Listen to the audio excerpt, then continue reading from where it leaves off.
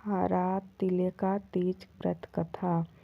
एक बार भगवान शिव ने पार्वती जी को उनके पूर्व जन्म का स्मरण करने के उद्देश्य से इस व्रत के महात्म्य की कथा कही थी। श्री भोले शंकर बोले, हे गौरी पर्वत राज्य हिमालय पर स्थित गंगा के तट पर तुमने अपनी बाल व्यवस्था में 12 वर्ष तक अधोमुखी होकर घोर तप किया था। इतनी अवधि तुमने अन्न न खाकर पेड़ों के सूखे पत्ते चबाकर व्यतीत किए। माघ की विकराल शीतलता में तुमने निरंतर जल में प्रवेश करके तप किया। वैशाख की जला देने वाली गर्मी में तुमने पंचअग्नि से शरीर को तपाया। श्रावण की मूसलधार वर्षा में खुले आसमान के नीचे बिना अन्न जल ग्रहण किए समय व्यतीत किया। तुम्हारे पिता तुम्हारी कष्ट संध्य तपस्या को देखकर बड़े दुखी होते थे, उन्हें बड़ा क्लेश होता था। तब एक दिन तुम्हारी तपस्या तथा पिता के क्लेश को देखकर नारद जी तुम्हारे घर पधारे।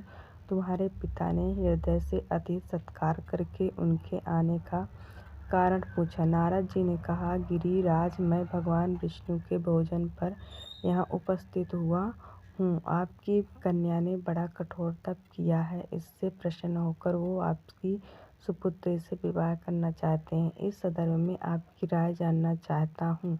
नारद जी की बात सुनकर गिरिराज गदगद हो उठे। उनके तो जैसे सारे क्लेश ही दूर हो गए। प्रसन्नचित्त होकर बोले, श्रीमान, यदि स्वयं विष्णु मेरी कन्या का वरण करना चाहते हैं तो भला मुझे क्या आपत्ति हो सकती है। वो तो साक्षात ब्रह्मा है। हे मस्वी, यह तो हर पिता की इच्छा होती है कि उसका पुत्री सुख संपत्ति से युक्त पति के घर की लक्ष्मी बने। पिता की शर्तकर्ता इसी में है कि पति के घर जाकर उसकी पुत्री पिता के घर से अधिक सुखी रहे। तुम्हारे पिता की स्वीकृति पाकर नारद जी विष्णु के पास गए और उनसे तुम्हारे ब्याह के निश्चित होने का समाचार सुनाया। मगर इस विवाह संबंध की बात जब तुम्हारे कान में पड़ी तो तुम्हारे दुख का ठिकाना न रहा। तुम्हारी एक सखी ने तुम्हारी इस मानसिक दशा को समझ लिया और उसने तुमसे उस विविधता का कारण जानना चाहा। तब तुमने बताया, मैंने सच्चे हृदय से भगवान शिव शंकर का वरण किया है, किंतु मेरे पिता ने मेरा विवाह विष्णु जी से निश्चित कर दिया है। मैं विचित्र धर्म संकट में हूँ, अब क्या करूँ। प्राण छोड़ देने के अतिरिक्त अब कोई भी उपाय शेष नहीं बचा है। तुम्हारी सखी बड़ी ही समझदार और सूझबूझ वाली थी। उसने कहा, सखी, प्राण त्यागने का इससे कारण ही क्या है। संकट के मौके पर धैर्य से काम लेना चाहिए। नारी के जीवन की शर्त कथा इसी में है कि पति रूप में हृदय से जिसे एक बार स्वीकार कर लिया, जीवन पर्याप्त उसी से निर्वाह करें। सच्ची आस्था और एक निष्ठा के समक्ष तो ईश्वर को भी समर्पण करना पड़ता है। मैं तुम्हें घनघोर जंगल में ले चलती हूँ, जो साधना स्थली भी हो, और जहाँ तुम्हारे पिता तुम्हें खोज भी न पाए, वहाँ तुम साधना में लीन हो जाना। मुझे विश्वास है कि ईश्वर अवश्य ही तुम्हारी सहायता करेंगे। तुमने ऐसा ही किया। तुम्हारे पिता तुम्हें घर पर न पाकर बड़े दुखी तथा चिंतित हुए। वो सोचने लगे कि तुम जाने कहाँ चली गई। मैं विष्णु जी से उसका विवाह करने का प्रण कर चुका हूँ। यदि भगवान विष्णु बारात लेकर आ गए और कन्या घर पर ना हुई तो मुझे बड़ा अपमान होगा। मैं तो कहीं मुँह दिखाने की योग्य भी नहीं रहूँगा। यही सब सोचकर गिरिराज ने जोर शोर से तुम्हारी खोज शुरू करवा दी। इधर तुम्हारी खोज होती रही और उधर तुम अपनी सखी के साथ नदी के तट पर एक गुफा में मेरी आराधना में लीन थी। भाद्रपद शुक्ल तृतीया को हस्त नक्षत्र था। उस दिन तुमने रेत की शिवलिंग का निर्माण करके व्रत किया। रात भर मेरी स्तुति के गीत गाकर जागी।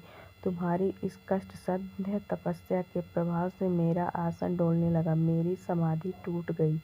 मैं तुरंत तुम्हारे समक्ष जा पहुँचा और तुम्हारी तपस्या से प्रसन्न होकर तुमसे वर मांगने के लिए कहा।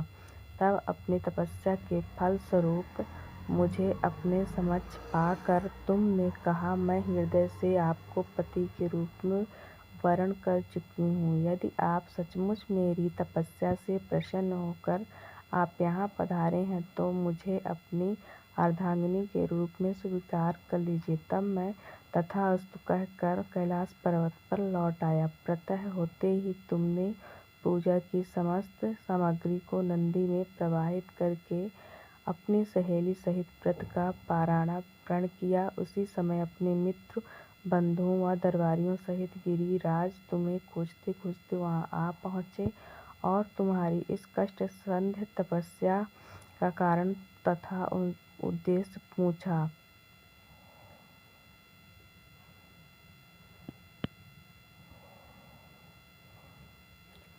उस समय तुम्हारी दशा को देखकर गिरिराज अत्यधिक दुखी हुए और पीड़ा के कारण उनकी आंखों में आंसू उमड़ आए थे। तुमने उनके आंसू पोंछते हुए विनम्र स्वर से कहा, पिताजी, मैंने अपने जीवन का अधिकांश समय कठोर तपस्या में बिताया है। मेरी इस तपस्या का उद्देश्य केवल यही था कि मैं महादेव को पति के रूप में पाना चाहती थी। आज मैं अपनी तपस्या की कसौटी पर खरी उतर चुकी हूँ। आप क्योंकि विष्णु जी से मेरा विवाह करने का निर्णय ले चुके थे, इसलिए मैं अपने अपराध की खोज में घर छोड़कर चली आई। अब मैं आपके साथ इसी शर्त पर घर जाऊंगी कि आप मेरा विवाह विष्णु जी से न करके महादेव जी से करेंगे। गिरिराज मान गए और तुम्हें घर ले गए। कुछ समय के पश्चात शास्त्रोक्त विधि विधान पूर्वक उन्होंने हम दोनों को विवाह सूत्र में बांध दिया। हे पार्वती, भाद्रपद की शुक्ल तृतीया को तुमने मेरी आराधना करके जो व्रत किया था, उसी के फलस्वरूप मेरा तुमसे विवाह हो सका। इसका महत्व यह है कि मैं इस व्रत को करने वाली कुंवारियों को मनवांछित फल देता हूँ। इसलिए सौभाग्य की इच्छा करने वाली प्रत्येक युवती को यह व्रत पूरी एक निष्ठा तथा आस्था से करना चाहिए। इन बातों का खास ध्यान रखें। हरितालिका तीज पर तृतीया तिथि में ही पूजन करना चाहिए। तृतीया तिथि में पूजा गोथाली और प्रदोष काल में की जाती है। चतुर्थी तिथि में पूजा मान्य नहीं। चतुर्थी में पारायण किया जाता है। नवविवाहिताएं पहले इस व्रत को जिस तरह रख लेंगी, हमेशा उन्हें उसी प्रकार इस व्रत को करना होगा। इसलिए इस बात का ध्यान रखना है कि पहले व्रत में जो नियम आप उठाएं, उनका पालन करें। अगर निर्जला ही व्रत रखा था तो फिर हमेशा निर्जला ही व्रत रखें। आप इस व्रत में बीच में पानी नहीं पी सकते। इस व्रत में भूल कर भी सोना नहीं चाहिए। इस व्रत में सोने की मनाही ही है। व्रत रखने वाली महिलाओं को रात भर जागकर भगवान शिव का स्मरण करना चाहिए। इस दिन महिलाओं को 16 श्रृंगार करना चाहिए और साथ ही सुहाग का सामान सुहागिन महिलाओं को दान करना चाहिए। चतुर्थी तिथि है, यानी अगले दिन व्रत को खोला जाता है। व्रत की प्रण विधि के अनुसार ही व्रत का प्रण करना चाहिए। तीज व्रत में अन्न जल फल 24 घंटे कुछ नहीं खाना होता है, इसलिए इस व्रत का श्रद्धापूर्वक पालन करना चाहिए। तीज का व्रत एक बार आपने शुरू कर दिया है तो आपको इसे हर साल ही रखना होगा। अगर किसी साल बीमार हैं तो व्रत छोड़ नहीं सकते। ऐसे में आपको उद्यापन करना होगा या अपनी सास देवरानी को देना होगा। हर हर महादेव।